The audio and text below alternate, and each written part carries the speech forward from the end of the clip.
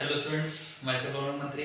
आज हम बात करने जा रहे हैं हमारी जो थ्योरम्स थी आगे की 12.5, 12.1, 12.2, 12.3 और 12.4 इनके बारे में हमने डिस्कस किया था लास्ट क्लास में।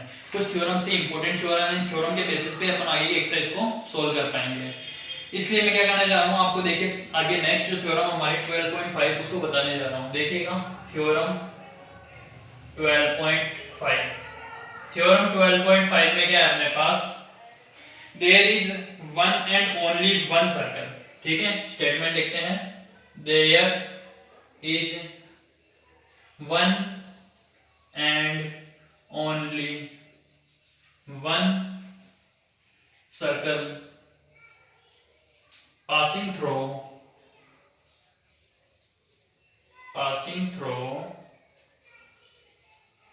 three non-collinear point, three non-collinear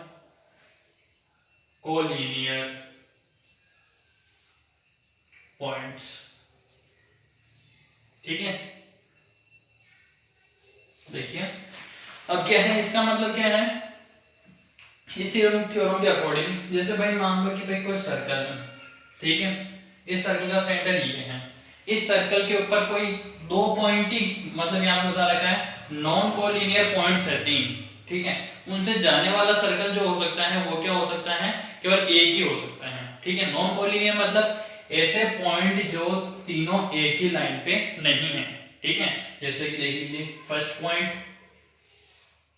और ये सेकंड पॉइंट। ठीक है, ए पॉइंट फर्स्ट हो गया, बी सेकंड हो गया और सी थर्ड हो गया। ए और बी एक ही लाइन पे है, लेकिन फिर वापस से ए और सी एक लाइन पे नहीं है। ठीक है ना, वो सेंटर हो गया है। देखिए ध्यान से कि ए बी और सी, ए पॉइंट अलग से, बी पॉइंट अलग से, सी पॉइंट अलग से, तीनों अलग अलग अगर इनकी बात करें, तीनों एक ही लाइन पे बन रहे हैं क्या? नहीं बन रहे हैं। स्ट्रेट लाइन के ऊपर अगर तीन पॉइंट नहीं बन रहे हैं तो वो नॉन कोलिनियर होते हैं, और इन तीनों नॉन कोलिनियर पॉइंट से जाने वाला केवल एक ही सर्कल होता है, एक सर्कल से ज्यादा नहीं हो सकता है। इस थ्योरम का मतलब ये है। ठीक है, नेक्स्ट इसके बाद आ रही है अपने पास थ्योरम नंबर 12.6। थ्योरम 12.6 देखें, थ्योरम 12.6 में आपको दे रखा है equal chords of circle, equal course of circle have equal distance from center, equal distance from center। Important theorem, देखिए ध्यान से। इसका मतलब क्या है, जैसे ये हो गया सर्कल, ठीक है, ये हो गया इसका सेंटर, क्या दे रखा है, equal chords of circle. Equal course है, दो कोड है, फर्स्ट ये रहा पॉइंट, अब ये है centre. Equal chords of circle have equal distance from centre, यानी कि दो कोड हैं, एक तो है ए बी और दूसरी मान लेते अपन जैसे कि ये रही सी डी। ठीक है, ए बी और सी डी पॉइंट ओ यानी कि सेंटर से ए बी के का जो डिस्टेंस है, ए बी लाइन यानी ए बी क्या है, कोड है, सी डी क्या है, कोड है। ए बी से पॉइंट ओ का जो डिस्टेंस होगा, सी डी से जो कोड ओ का डिस्टेंस होगा, वो क्या होगा, इक्वल होगा। क्यों? क्योंकि यहाँ पे क्या पता है अपन को, A B equal C D है, तो इसका मतलब क्या हो गया, ओ से लेके पी तक, ओ से लेके क्यू तक का डिस्टेंस भी क्या होगा इस थ्योरम से, O P equal O Q, वो क्या होगा, सेम होगा। ठीक है, equal chords of circle have equal distance from centre. ठीक है, नेक्स्ट थ्योरम, नेक्स्ट आ रही है अपने पास थ्योरम 12.7, इसकी जस्ट कन्वर्जन। थ्योरम 12.7 ध्यान से देखें। हाँ, if the chords are having equal distance, if the chords are having equal distance, if the chords are having equal distance from the center of circle, from the center of circle, then these chords are equal. Then these chords are equal. देखें इसमें क्या है, जैसे मान लो ये circle है, ठीक है, ये हो गया अपना सर्कल। अब इस सर्कल में हो गया सेंटर, ये दो कोड है वापस से सेम प्रोसेस होके वही है, A B C and D. ये हो गया सी डी, ये हो गई ए बी, ये पॉइंट हो गया ओ। यहाँ पे क्या है, पहले से अपन को पता है कि ओ से लेके पी तक का डिस्टेंस ओ से लेके क्यू तक के डिस्टेंस के इक्वल है। ओपी इक्वल ओ क्यू, ठीक है। ओ से लेके पी और ओ से लेके क्यू तक का डिस्टेंस क्या है, इक्वल। तो इससे क्या होगा, अपने पास जो कोड है ए बी और सी डी वो भी क्या होगी, इक्वल होनी चाहिए। ये इस थ्योरम में बता रहे हैं अपन को, ठीक है। वापस देखें, अगर वो दो कोड है उनका सेंटर से डिस्टेंस इक्वल है तो वो दोनों कोड्स भी क्या होगी, इक्वल होगी, ठीक है। ये है अपना थ्योरम का मतलब। ये हो गई अपनी सारी थ्योरम्स कंप्लीट। अब आ जाते हैं अपन एक्सरसाइज 12.2 में। एक्सरसाइज 12.2, ठीक है। देखें, write true false and if possible then give reason for your answer. देखें, chords of a circle A B and C D. यहाँ पे देखिए क्वेश्चन नंबर, इसमें ट्रू फॉल्स बताना अपन को। फर्स्ट है इसका first, chords of a circle A B and C D are 3 centimetre and 4 centimetre. दो कोड्स हैं सर्कल की, वो क्या है, 3 सेंटीमीटर एंड 4 सेंटीमीटर की, ठीक है। Which make angles at the centre are 70 and 50 degree. 3 centimetre वाली जो कोड है वो सेंटर पे एंगल बना रही है 70 डिग्री का, और 4 सेंटीमीटर वाली जो कोड है वो सेंटर पे एंगल बना रही है 50 डिग्री का। तो ये क्या हो सकता है, स्टेटमेंट ट्रू है या फॉल्स है? ये फॉल्स होगा। रीजन क्या है कि भाई 3 सेंटीमीटर वाली जो कोड है वो क्या है, 4 सेंटीमीटर वाली से छोटी है। तो 3 सेंटीमीटर वाली से जो एंगल बनना चाहिए वो भी क्या होना चाहिए, छोटा होना चाहिए। 3 सेंटीमीटर वाली कोड का एंगल कम होना चाहिए, 50 डिग्री वाला होना चाहिए, और 4 सेंटीमीटर वाली 70 वाला होना चाहिए, 70 डिग्री वाला एंगल होना चाहिए। तो ये स्टेटमेंट क्या हो गया हमारा, फॉल्स। सेकंड देखिए, सेकंड में क्या दे रखा अपन को, the codes of a circle of length 10 and 8 centimetre. दो कोड है जिनकी लेंथ है 10 सेंटीमीटर एंड 8 सेंटीमीटर, ठीक है। फिर दे रखा है आर 8 सेंटीमीटर एंड 5 सेंटीमीटर। अगर आपको इस समझ में नहीं आया तो डायग्राम बना के अपन समझ सकते हैं। देखिए, ये हो गया डायग्राम, जैसे फर्स्ट वाला भी समझा देता हूं मैं आपको। एक दे रखी 3 सेंटीमीटर की कोड और एक दे रखी है 4 सेंटीमीटर की कोड। ये हो गई ए बी जो है 3 सेंटीमीटर की, यहां से जो एंगल बनेगा, और बड़ी वाली कोड यानी कि सी डी से जो एंगल बनेगा वो क्या होगा, किसका ज्यादा होना चाहिए, एक में तो 3 है और एक में 4 है, तो ज्यादा किसका होना चाहिए, ऑब्वियसली 4 सेंटीमीटर वाला होना चाहिए। और इन्होंने बोल रखा है कि 4 सेंटीमीटर में एंगल बन रहा है 50 डिग्री का और यहाँ बन रहा है 70 डिग्री का, तो ये स्टेटमेंट क्या है, इनकरेक्ट है, ठीक है। और नेक्स्ट वाली जो कंडीशन है देखिए, उसमें क्या बता रखा है, सेकंड, ये सेंटर देखिए क्या दे रखा है इन्होंने सेकंड में, the codes of a circle of length 10 centimetre and 8 centimetre. दो कोड है, एक है 10 सेंटीमीटर की, ये है ए बी 10 सेंटीमीटर और ये है 8 सेंटीमीटर की, ये सी डी, ये 8 सेंटीमीटर, ठीक है।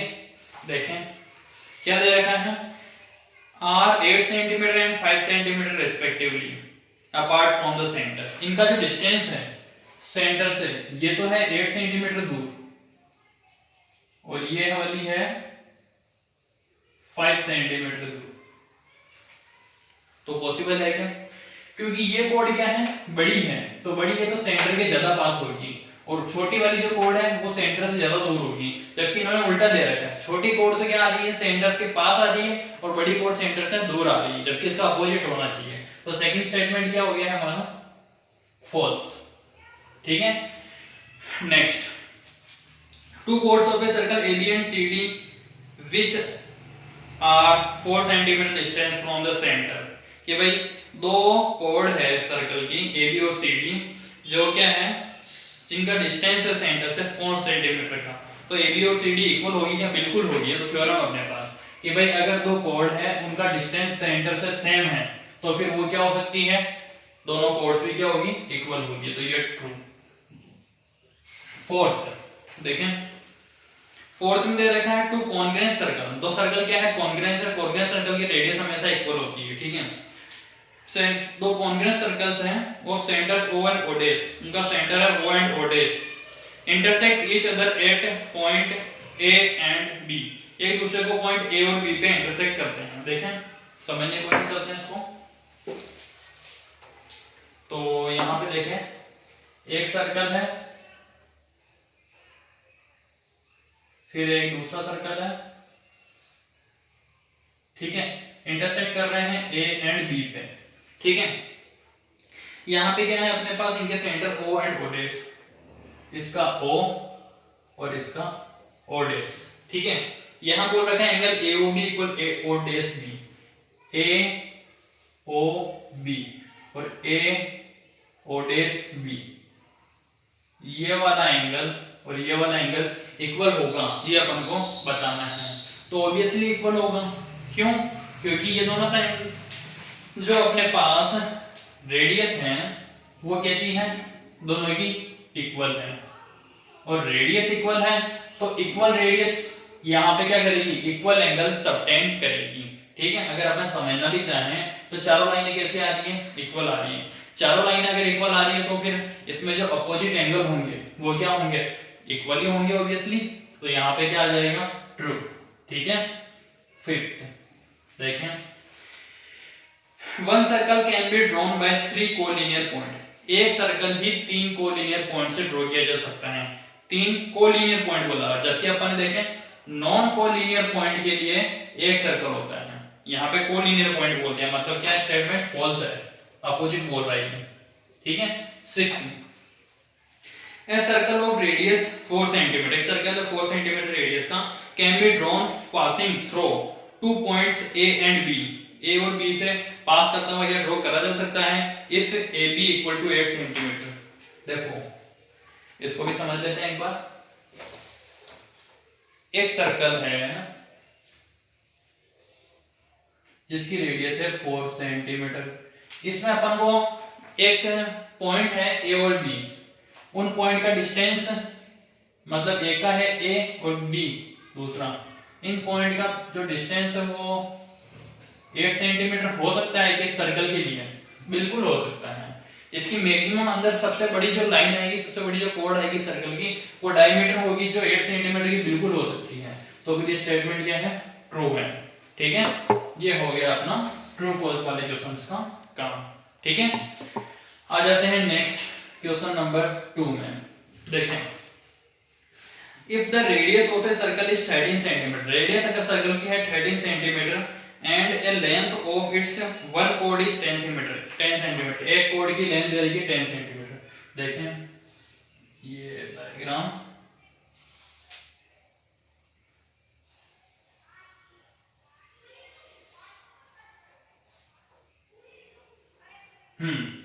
ठीक है। लेंथ है अपने पास कोड की, जो कोड को नाम देते हैं AB, इस कोड की लेंथ इन्होंने दे रखी है अपन को 10 सेंटीमीटर और रेडियस है 13, ये रेडियस 13, कोड हो गई 10 सेंटीमीटर, सेंटीमीटर O पॉइंट हो गया, ठीक है। अब अपने पास क्या हो गया यहाँ पे, अपन क्या करते हैं, यहां से सीधा परपेंडिकुलर ड्रॉ करते हैं इसके ऊपर। तो परपेंडिकुलर क्या, यहां पे पॉइंट भी दे देते हैं। तो देखें, इन क्वेश्चन में दे रखा है सर्कल विद सेंटर O, कोई सर्कल है जिसमें सेंटर है O, ठीक है। कोड जिसकी लेंथ है AB equal to 10 centimetre, radius जो है 13 सेंटीमीटर, ठीक है। अब परपेंडिकुलर ड्रॉ कर रहे हैं OP, तो draw perpendicular OP perpendicular AB. ठीक है, उसके बाद क्या करना है, अपन को पता है कि भाई परपेंडिकुलर कोई भी लाइन ड्रॉ की जा सकती है किसी कोड पे, किसी सेंटर से, सर्कल के सेंटर से, तो वो क्या करते हैं, उसको इक्वल पार्ट्स में डिवाइड करते हैं। ये पार्ट क्या होगा, इक्वल। तो बाय थ्योरम, ठीक है, बाय थ्योरम क्या होगा, एपी इक्वल